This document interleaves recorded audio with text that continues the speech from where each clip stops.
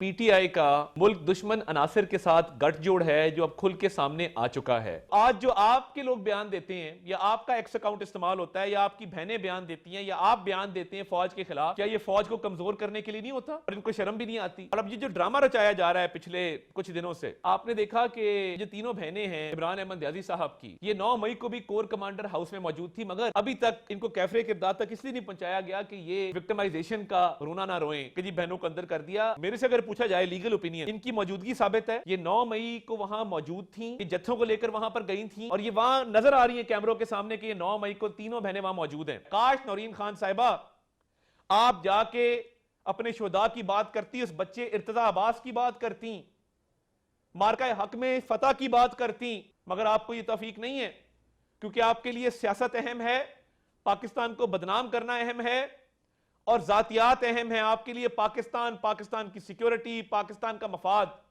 कोई मानी नहीं रखता। पिछले चंद रोज से मुल्क के अंदर एक सियासी अदम इस्तेहकाम और जो अफवाहों का बाजार गर्म किया जा रहा है, ये इसके पीछे एक मुनज़्ज़म साजिश है, मनसूबाबंदी है और पीटीआई का मुल्क दुश्मन अनासिर के साथ गठजोड़ है जो अब खुल के सामने आ चुका है।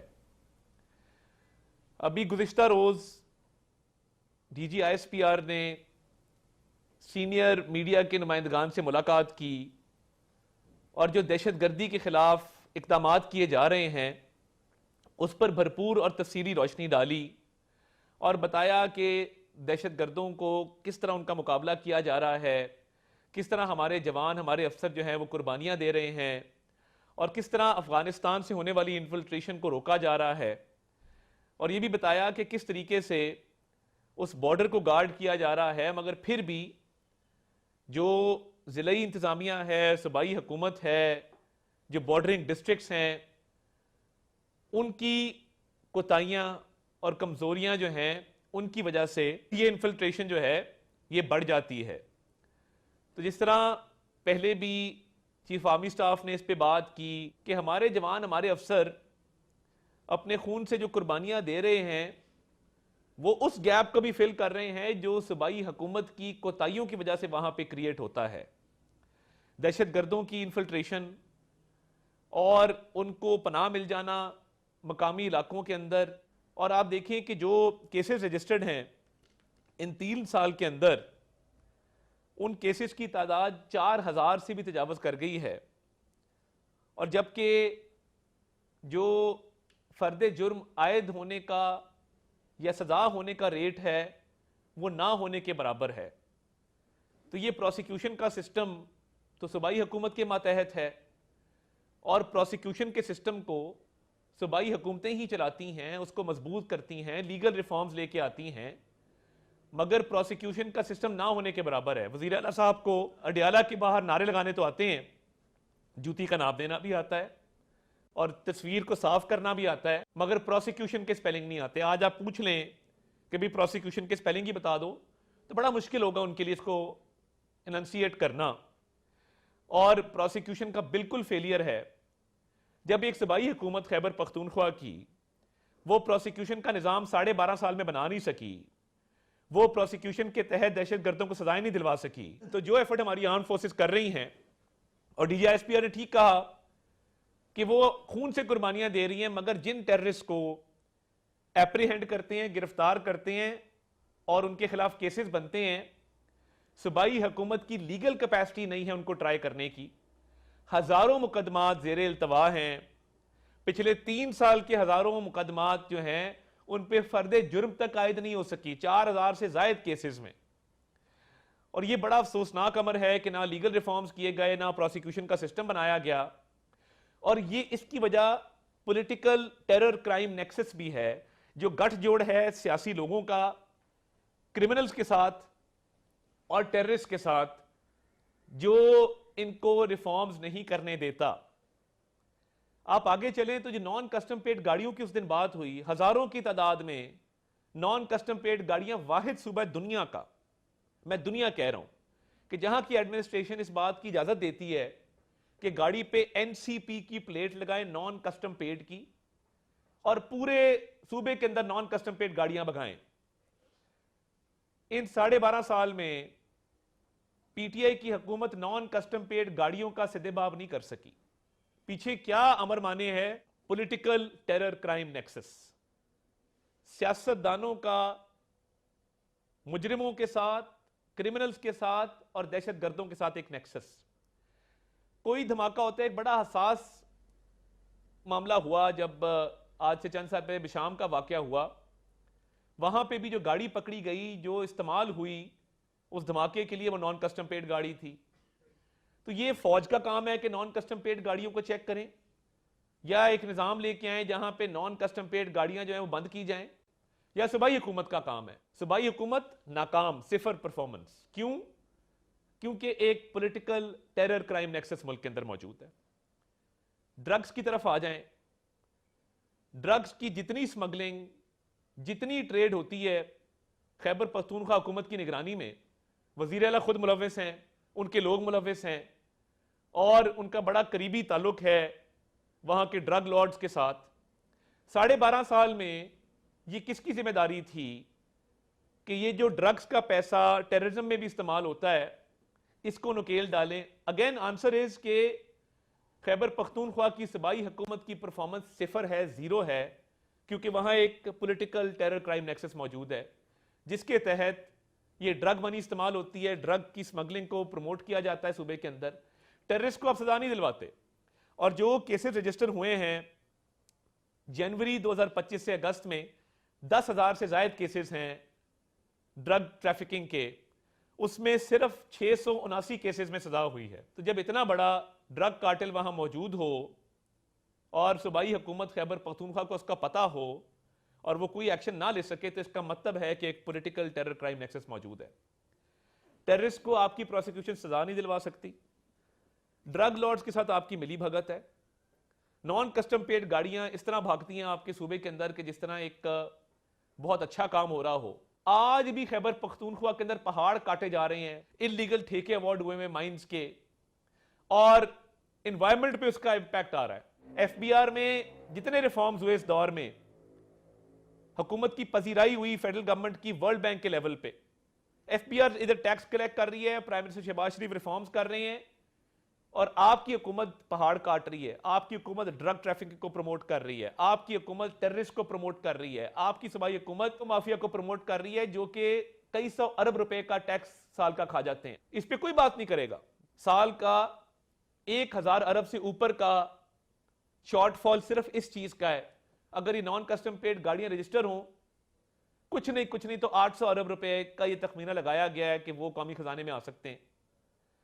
अगर ये आपका टोबैको माफिया टैक्स देना शुरू कर दे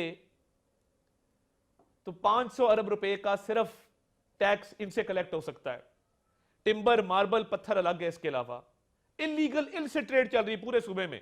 ये सारा पैसा टेररिज्म को जा रहा है, क्योंकि जो तरीके इंसाफ के सियासी लोग बरसरे इक्तदार हैं खैबर पख्तूनख्वा में, उनकी जेबें भरी जाती हैं और वो टेररिस्ट को शेल्टर देते हैं कि हमारी ये इलीगल ट्रेड चलता रहे, पैसा आता रहे, टेररिस्ट को जाता रहे ना। हमारी इलीगल ट्रेड को आपने कभी देखा है?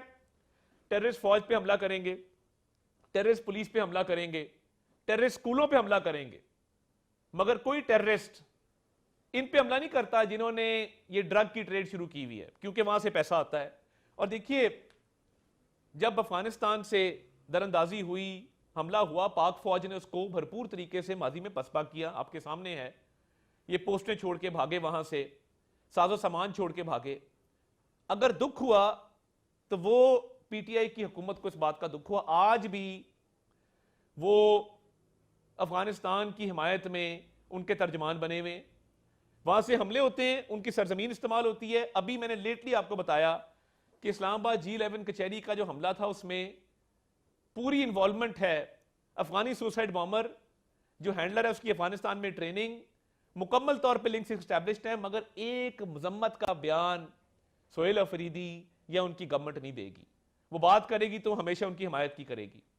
महमूद खान अचकजई साहब खड़े होते हैं असेंबली के अंदर इस धमाके के फौरन बाद, और वो तीन सिर्फ चीजों पे बात करते हैं, काबुल, काबुल और सिर्फ काबुल। ये मोहब्बत की समझ नहीं आती कि एक मुल्क की सरजमीन आपके खिलाफ इस्तेमाल हो, दहशतगर्द वहां से पाकिस्तान के अंदर आए और हमारी आर्म्ड फोर्सेस, हमारी फौज मुकम्मल तौर पे चाको चौबंद है, बॉर्डर्स को गार्ड कर रही है, बहुत बड़ा बॉर्डर है। और जिस तरह डीजीआईएसपीआर ने कहा कि वीकनेसेस अंदरूनी हैं जो सूबाई हुकूमत की हैं, जिस वजह से ये मामला खराब होते हैं, ये लोग पनाह देते हैं, ये लोग सपोर्ट करते हैं, ये लोग प्रमोट करते हैं, और इनको शर्म भी नहीं आती। और अब ये जो ड्रामा रचाया जा रहा है पिछले कुछ दिनों से, आपने देखा कि ये जो तीनों बहनें हैं इमरान अहमद याजी साहब की, ये 9 मई को भी कोर कमांडर हाउस में मौजूद थी, मगर अभी तक इनको कैफरे के इब्दाद तक इसलिए नहीं पहुंचाया गया कि ये विक्टिमाइजेशन का रोना ना रोएं कि जी बहनों को अंदर कर दिया। मेरे से अगर पूछा जाए लीगल ओपिनियन, इनकी मौजूदगी साबित है। ये 9 मई को वहां मौजूद थी, ये जत्थों को लेकर वहां पर गई थी, और ये वहां नजर आ रही है कैमरों के सामने कि ये 9 मई को तीनों बहनें वहां मौजूद हैं। आज जब ये ड्रामा रचाया जा रहा है, इसकी वजह है तहरीक इंसाफ को जो फॉरेन पॉलिसी की कामयाबी है जंग के बाद, मार्का हक के बाद, ये इनको हजम नहीं हो रही। इनके दौर में इकोनॉमी डूब चुकी थी, इकोनॉमी ऑफ स्टेबिलिटी की तरफ जा रही है, ये इनको काबिल कबूल नहीं है, इनको हजम नहीं हो रहा। इनका प्रॉब्लम क्या है, ये अब इंडियन चैनल्स पे और अफगानिस्तान के चैनल्स पे क्यों ये बहनें जाके अपने भाई का रोना रो रही हैं?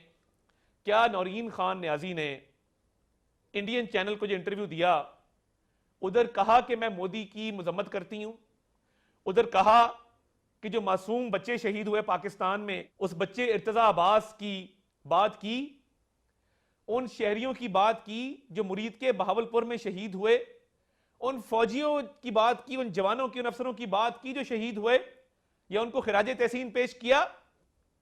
शर्म से डूब मरने का मकाम है। चुल्लू भर पानी हो तो ये डूब मरे जो इंडियन चैनल्स पे जाके ये पाकिस्तान को बदनाम कर रहे हैं। और इंडियन चैनल्स अपना प्लेटफॉर्म क्यों प्रोवाइड कर रहे हैं? क्योंकि उनको पता है कि इस फैमिली की और इस पार्टी की तरीके इंसाफ की ज़हनियत पाकिस्तान के खिलाफ है। क्या हिंदुत्वा आइडियोलॉजी को कंडेम किया उस इंडियन चैनल पे जाके नौरीन खान न्याजी ने? क्या मुसलमानों के साथ जो जुल्म हो रहा है भारत के अंदर, उसको कंडेम किया भारतीय चैनल पर जाकर? क्या मकबूजा जम्मू और कश्मीर में जो मजालिम ढाए जा रहे हैं उसकी मजम्मत की या कश्मीर की बात की इंडियन चैनल पे जाके? शेम ऑन यू कि आप इंडियन चैनल पे जाते हैं, ना आप कश्मीरियों की बात करते हैं, ना आप मार्का हक की बात करते हैं, ना अपने शहीदों की बात करते हैं, और आप वहां पे जाके विक्टिमाइजेशन का रोना रोते हैं एक ऐसे कैदी के बारे में कि जो करप्शन के केस में अंदर है, जिसपे 190 मिलियन पाउंड की करप्शन साबित हो चुकी है, और लीगल आर्ग्यूमेंट आपके पास है कोई नहीं कि आप अपने केस को डिफेंड करें। उस सजा याफ्ता मुजरिम के लिए आप एक झूठा प्रोपेगेंडा करते हैं। आपकी एक खातून रहनुमा अफगानिस्तान और इंडियन मीडिया के थ्रू हाइप बिल्ड करती है कि जी जान खतरे में है, let me assure you he is hello and hearty, कोई मसला नहीं है। ट्रेडमिल पे रोज घंटा भागते हैं। कोई इस तरह का प्रिविलेज कैदी, इस तरह का वीवीआईपी कैदी जो एक 5 स्टार होटल की फैसिलिटीज एंजॉय कर रहा है, पूरी दुनिया में आपको कहीं नहीं मिलेगा। मगर इंडियन चैनल्स पे और अफगानिस्तान के चैनल पे प्रोपेगेंडा किया जा रहा है। काश नौरीन खान साहिबा आप जाके अपने शुहदा की बात करती, उस बच्चे इर्तजा अब्बास की बात करती, मार्का हक में फतह की बात करती, ऑपरेशन बुनियानुम मरसूस में अल्लाह ताला ने एक शानदार फतह अता फरमाई। काश आप अपने वजीर आजम को, अपने फील्ड मार्शल को खिराज तहसीन पेश करती और मोदी हुकूमत की मजम्मत करती। दुनिया कह रही है कि 7 जहाज गिराए गए, काश आप 7 जहाजों का जिक्र इंडियन मीडिया के ऊपर करती, मगर आपको यह तौफीक नहीं है, क्योंकि आपके लिए सियासत अहम है, पाकिस्तान को बदनाम करना अहम है, और जातियात अहम है। आपके लिए पाकिस्तान, पाकिस्तान की सिक्योरिटी, पाकिस्तान का मफाद कोई मानी नहीं रखता। और ये इंडियन चैनल्स और अफगानिस्तानी चैनल्स पे एक प्रोपेगेंडा करना, कैंपेन चलाना, पाकिस्तान को बदनाम करना, आप और क्या कर लेंगे? 9 मई को फिजिकली आपने हमला किया। इनकी अब वो मजमूम साजिश मैं आपको बताना चाहता हूं। 9 मई का हमला, ये इमरान खान साहब का बयान है 2020 का, जिसमें वो एक और सियासी लीडर जो अभी भी बाहर हैं और कराची से उनका ताल्लुक है, उनके बारे में कह रहे हैं कि जी ये फौज के खिलाफ बयान देते हैं क्योंकि ये फौज को कमजोर करना चाहते हैं। ये इमरान खान साहब का बयान है। तो आज जो आपके लोग बयान देते हैं, या आपका एक्स अकाउंट इस्तेमाल होता है, या आपकी बहनें बयान देती हैं, या आप बयान देते हैं फौज के खिलाफ, क्या यह फौज को कमजोर करने के लिए नहीं होता? और यह बताइए 9 मई को जो हमला हुआ, अब सारी साजिश समझ आ रही है, ताने बाने सारे मिल गए। 9 मई को हमला हुआ, यह फौज को कमजोर करना चाहते थे कि कल को भारत हमला करे तो ये अंदरूनी तौर पे फौज को कमजोर कर चुके हैं। मगर ये अल्लाह ताला का करम है, ये अल्लाह ताला का खास करम है अफवाज पाकिस्तान पे, उसकी क्यादत पे, कि 9 मई का जो मंसूबा था नाकाम हुआ, इनको मुंह की खानी पड़ी और इनके तमाम मंसूबे नाकाम हो रहे हैं। ये चाहते थे कि फौज अंदरूनी तौर पे कमजोर हो और भारत को तकवीयत मिले और भारत कल को हमला करे तो उसको फायदा मिले। ये बयानात भी इसीलिए देते हैं कि ये फौज को कमजोर करना चाहते हैं। इनको मार्का हक और बुनियानो मरसूस की फतह आज तक हजम नहीं हुई है। ये जो अफवाह फैलाई गई, ये जो फौज के खिलाफ अफवाहें फैला रहे हैं ना, ये 2-3 इनके टारगेट्स हैं। मैं आपको बड़ा खुल के बताना चाहता हूं। 9 मई का क्योंकि इनका मंसूबा नाकाम हुआ, उसके बाद अल्लाह ताला ने मार्का हक में फतह दी, ऑपरेशन बुनियानो मरसूस कामयाब हुआ अल्लाह ताला के फजल से। हमारी अफवाज ने अपना सिक्का मनवाया पूरी दुनिया में। ये उसी वक्त से लग गए फौज के खिलाफ प्रोपेगेंडे में। ये चाहते थे कि ये ईस्टर्न बॉर्डर भी कमजोर हो, वेस्टर्न बॉर्डर भी कमजोर हो। ये इसीलिए अफगान शहरियों को पनाह देते हैं सूबा खैबर पख्तूनख्वा के अंदर। और ये जो अभी अफवाह चली, साबिक DG ISI lieutenant general retired Nadeem Anjum के खिलाफ इन्होंने एक अफवाह चलाई, उसका मकसद यह था कि इंस्टेबिलिटी पैदा की जाए, एक बेयकीनी की सूरत हाल पैदा की जाए, कंफ्यूजन पैदा की जाए और फौज को इंटरनली अफवाहों के जरिए नुकसान पहुंचाया जाए। यह इनका मकसद था। यह चाहते हैं कि इस वक्त सिक्योरिटी सिचुएशन पे तवज्जो ना रहे, दहशतगर्दों पे तवज्जो ना रहे। अफगानिस्तान से दरअंदाजी होती है, सपोर्ट मिलती है दहशतगर्दों को, उस पर तवज्जो ना रहे। फौज के खिलाफ मुहिम चला के सारी तवज्जो सिर्फ डाइवर्ट की जाए, ये इनका प्लान है। इंडियन टीवी पे आने का और क्या मकसद है? पाकिस्तान के खिलाफ, फौज के खिलाफ सिर्फ एक मकसद है कि अटेंशन डाइवर्ट सारी की जाए दहशतगर्दों के ऊपर से, ताकि पाकिस्तान को नुकसान पहुंच सके। अल्लाह ताला का फजल चाहिए, हमारी अफवाज आज भी तैयार है किसी भी अग्रेशन का मुकाबला करने के लिए। और जिस तरह मार्का हक में फतह मिली थी, अल्हम्दुलिल्लाह हमारी भरपूर कैपेसिटी है कि कोई भी जा रही है तो उसका जवाब देने के लिए। ये अंदरूनी तौर पे चाहते हैं कि मामलात को कमजोर किया जाए। इसीलिए आप देखेंगे कि इनके एक्स के अकाउंट्स इस्तेमाल हो रहे हैं। एक्स के ऊपर वो फीचर आ गया है कि जो अकाउंट जहां से ऑपरेट हो रहा हो वो आपको पता लग जाता है। उन्होंने वो फीचर इंट्रोड्यूस किया है। जो नाम नेहाद बलोच अकाउंट्स बने हुए हैं, बलोचों का नाम गलत इस्तेमाल करके, वो सारे इंडिया और अफगानिस्तान से ऑपरेट हो रहे हैं। PTI के जितने अकाउंट्स हैं जो फौज के खिलाफ जहर उगलते हैं, वो सारे इस्तेमाल हो रहे हैं इंडिया अफगानिस्तान से। और देखिए प्राइम मिनिस्टर साहब ने इस पर बड़ी खुल के बात की। ये जो प्रोपेगेंडा है, ये जो जहर उगल रहे हैं, भरपूर इनको नुकेल डालेंगे इंशाल्लाह ताला। Make no mistake about it, कि पाकिस्तान की सालमियत को नुकसान पहुंचाने की कोशिश। और देखिए ये एक्स का जो फीचर इंट्रोड्यूस हुआ है, ये मैं अभी आपको एक वीडियो दिखाऊंगा, आपको साबित हो जाएगा कि एंटी फौज अकाउंट्स, एंटी पाकिस्तान अकाउंट्स और जो PTM, PTI और सो कॉल्ड जो बलोच हैं, जो बलोचिस्तान का नाम बदनाम कर रहे हैं, ये सारे अकाउंट इंडिया अफगानिस्तान से ऑपरेट हो रहे हैं। तो ये जो पॉलिटिकल टेरर क्राइम नेक्सस है, PTI का एक नेक्सस भारत और अफगानिस्तान के साथ भी है कि दहशतगर्दों पे तवज्जो ना रहे, सारी तवज्जो जो है वो हम फौज पे रखें और हम गालम गलोच करें और एक मुहिम चलाएं और फौज को नुकसान पहुंचाने की कोशिश करें। आपकी गालियों से कोई फर्क नहीं पड़ेगा, कोई नुकसान नहीं पहुंचेगा। अपने से 4 गुना बड़े दुश्मन को शिकस्त दे दी तो आप क्या चीज है कि आप आज ललकार रहे हैं? आपकी गालियों से, इल्जाम से, बोतान से, कैंपेनों से कोई फर्क नहीं पड़ेगा। पाकिस्तान की हुकूमत मजबूती के साथ खड़ी है अल्हम्दुलिल्लाह, अफवाज पाकिस्तान मजबूती के साथ खड़े हैं और जो दुश्मनों के साथ मिलकर आप साजिश कर रहे हैं और आप ये साबित करने की कोशिश कर रहे हैं कि ये सारी अटेंशन डाइवर्ट हो जाए, अडियाला की तरफ चली जाए और इंडिया और अफगानिस्तान से आप एक मुहिम चलवा